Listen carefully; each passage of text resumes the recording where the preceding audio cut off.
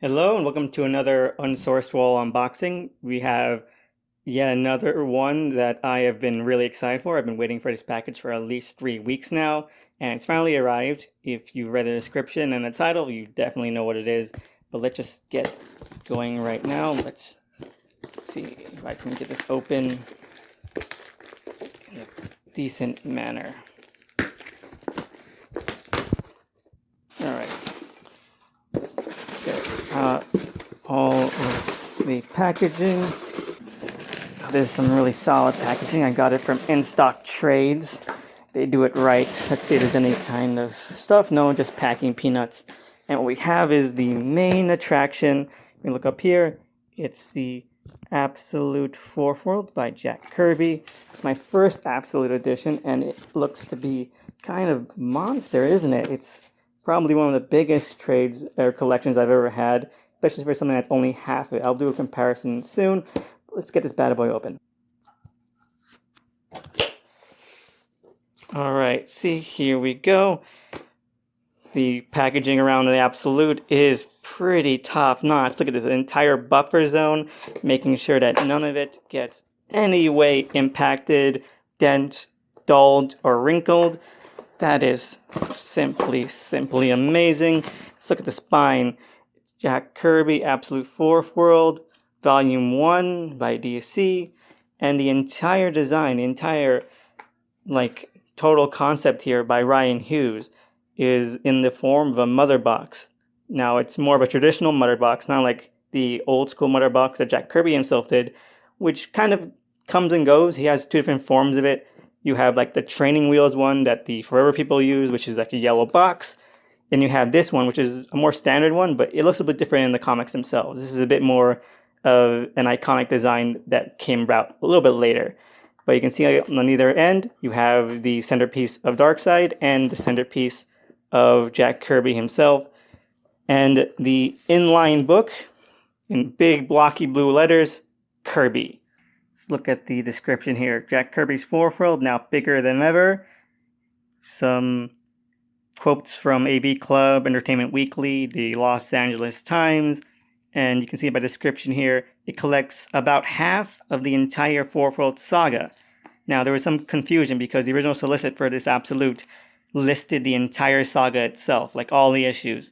And so I've heard from a few of my mutuals that when this came out, when people got their copies of this, they were a bit disappointed that it was only half. They thought they had gotten ripped off or that DC wasn't collect them. But like I said, you can see on the spine right here, it says Volume 1. All right, let's just slide this out of the slipcase. Easy does it. And we have the main book itself.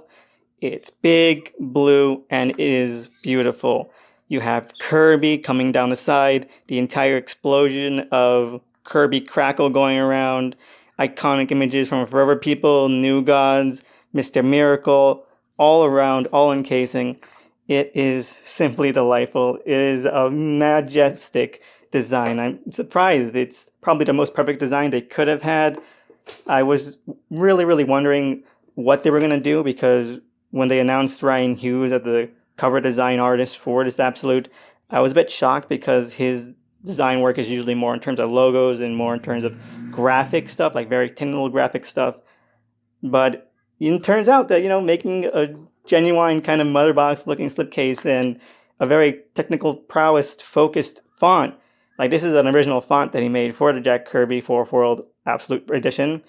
It's pretty amazing. Let's look a bit on the inside. We have this wonderful, almost Jackson Pollock-esque mess of an inner lining. It is really radical and out there. I can't believe it. I'm actually kind of shaking a little bit. Oh man, this is a wonderful introduction page. It has pretty much everything you would expect. Encircling it, big Barda on the front, Mr. Miracle. Two different kinds of Mr. Miracle, actually. Or is that... Yeah, no, there's two different kinds of Mr. Miracle. Mr. Miracle takes a lot of precedence on this page. Poor Orion's on the side. They should really rectify that for Volume 2 because Orion is the most important character. You have Forever People down there. This is...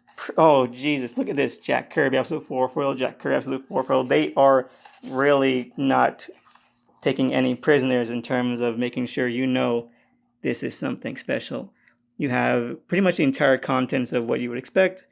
The foreword by Tom King is pretty much the only thing that's new here, but things like Grant Morrison's introduction that was reproduced in the original 4-volume set of the Omnibus from 2007, and the back matter, the afterwards, are all from various editions of the Omnibus as well. Volume 1 and Volume 2, and Volume 2 again. That's great. And original pencil pages, profile pages, and the concept art and sketch pinups were also already reprinted in those. So the only thing that's new is the foreword by Tom King, which I will struggle to read later. I'm not going to touch that. I think Tom King is a hack, and he has no idea what he's talking about when it comes to the fourth world. So I'm not even going to give that the time of day. They could have gone so much better to do that. I don't think that much about Grant Morrison's contribution to the series either, but even he pretty much has, more of a pedigree there. Oh, look, another frontispiece page with a big boom. That's delightful. Let's look at this. Let's look at this amazing site. I can barely get my hands around it. These pages are an extraordinarily deluxe style page.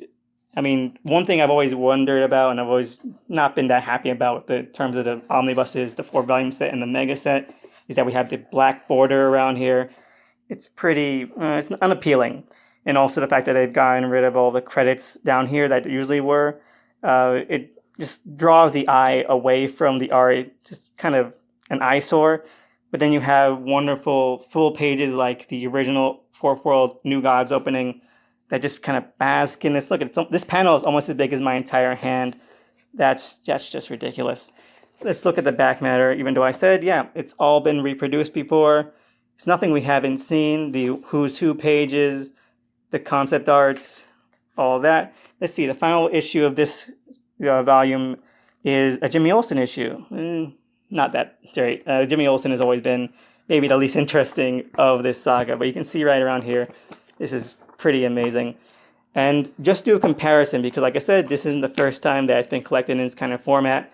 We've also have a couple of things. Now, this is half of the saga, and so this represents parts 1 and 2 of the original 4-volume omnibus set. And so if we line them up together,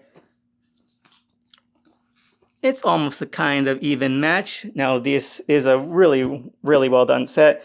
It's the only set that has non-glossy pages. It's almost newspaper kind of texture pages.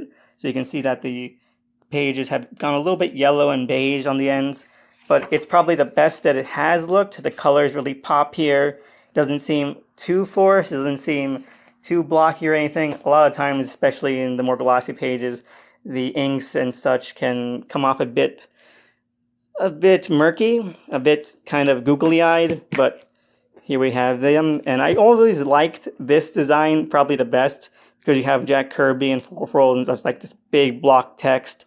It's not something that was unique to this volume set. DC also did stuff like this for, I think, a collection of the Atomic Knights and also Steve Ditko's The Creeper. But in terms of Kirby stuff, they did it for the Demon and OMAC and his Losers run, and I think the Newsboy Legion. I think it always worked best here, because like you just get a powerful cover page and then just Jack Kirby. Like there's no ifs, ands, or buts there. And to give a further comparison, we have the mega-Omnibus, because I'm that kind of fan, from about like 2 or 3 years ago. And if this remains half of that, let's see.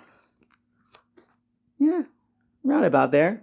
And you can see that this still dwarfs this. In fact, let's just go around and do this. Yeah, this could fit snugly within that, and with room to spare. So that's wonderful. I do love the mega-Omnibus as a collector's feature, just to get everything in one volume complete. It feels like a historic moment. But the Absolute is definitely going to be my preferred one, just for display purposes. I can't wait for the second volume. Hopefully Orion's here and has like a red cover design scheme, just to have that kind of, prime color pair-ups. Red and blue always look so well together. And red is Orion's color, and if anything's Darkseid's color, it's blue. Especially you can see right here, red and blue. So yeah, that's my unboxing for Jack Kirby's Absolute Fourth World Volume 1. It was fun doing this second one. It'll probably be, even harder to edit, but this was a wonderful edition.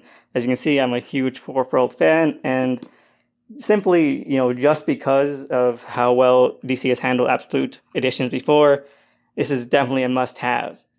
And I can't believe I finally have it. So thank you so much. Thank you for listening and, all that. So see you again next time, and see you around Unsourced World.